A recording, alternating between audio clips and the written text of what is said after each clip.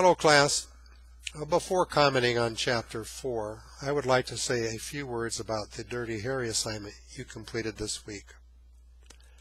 Some of you supported Harry and thought he was right to violate the suspect's constitutional rights, while others thought Harry was wrong, and I can understand and appreciate both points of view, since I was involved in a very similar incident early in my career. So let me take a minute and tell you about those circumstances. As a young patrol officer, I faced a moral dilemma involving a missing child when I responded to take a missing child report at the Del Amo Mall. The child's mother reported that she had walked her 8-year-old son to the men's room so he could use the bathroom. Now she says she remained near the men's exit but continued to shop waiting for her son to come out.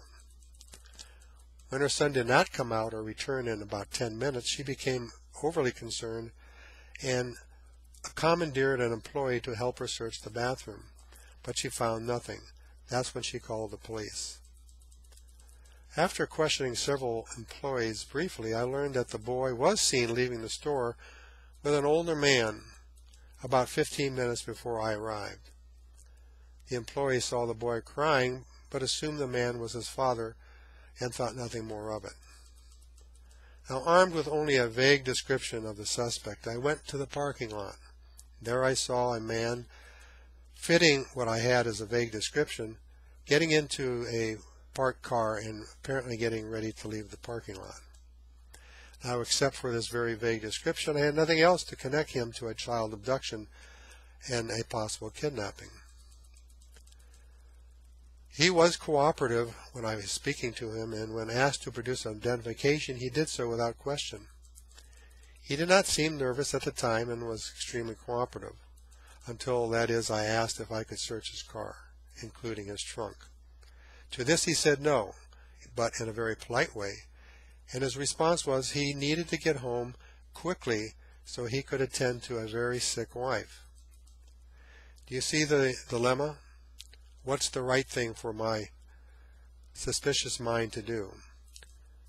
Of course, the boy's mother would have said, conduct an illegal search, because what's important to her is to find her boy alive.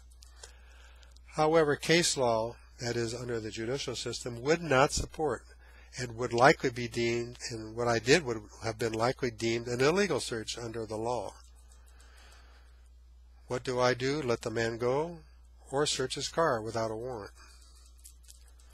As you have read, deontological ethical systems would have judged my decision to make an illegal search right as long as I could show good intent, despite any bad consequences that might follow, such as the case being thrown out due to an unlawful search, or me being sued personally for unlawful detention and search of the man's car if he pursued it.